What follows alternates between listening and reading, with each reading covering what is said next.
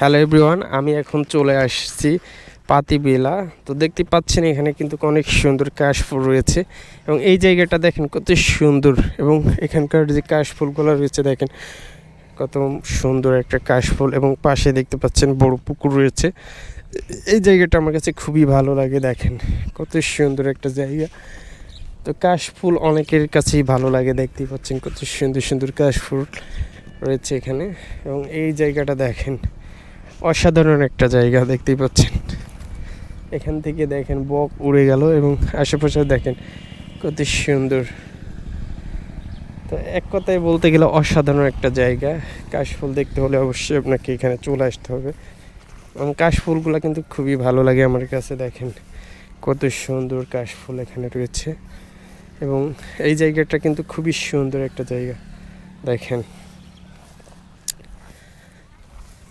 তো এখান থেকে দেখেন অনেক সুন্দর জায়গা, এবং কাশফুলগুলো দেখেন এখানে কিন্তু অনেক মানুষ কিন্তু ঘুরতে আসে প্রতিদিন, এবং এই কাশফুলগুলো দেখার জন্যই তারা কিন্তু আসে।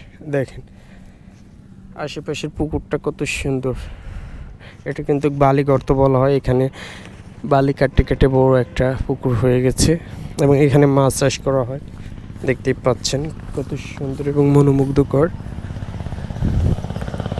এবং এই পাশে যদি আপনাদেরকে নিয়ে যাই, দেখেন এই পাশে কত কাশফুল রয়েছে দেখতে পাচ্ছেন, এবং এখানে কিন্তু প্রচুর মাছ রয়েছে। দেখেন কত সুন্দর কাশফুল এই জায়গাটা, এবং এই পাশে যদি আপনাদেরকে নিয়ে যায়, দেখেন খুবই সুন্দর একটা জায়গা। কাশফুল আসলে সবারই ভালো লাগে, দেখতে পাচ্ছেন কত কাশফুল, এখানকার পরিবেশটা দেখেন। তা আমার কাছে আসলে খুবই ভালো লাগে এই কাশফুলগুলা। দেখতে পাচ্ছেন আপনাদেরকে ঘুরিয়ে ঘুরিয়ে দেখানোর চেষ্টা করতেছি। তো এই পাশে দেখেন কত সুন্দর এই কাশফুলগুলা, অসাধারণ লাগছে দেখেন। তো ভালোই লাগে আসলে কাশফুলগুলা দেখতে। এই যে দেখেন খুবই সুন্দর।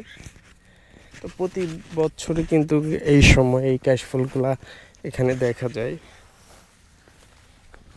খুবই সুন্দর একটা জায়গা, নিরিবিলি পরিবেশ এবং মনোরম সৌন্দর্য ভরা এই জায়গাটা। তো কাশফুল কার কার ভালো লাগে অবশ্যই কমেন্ট করে জানাই দিবেন।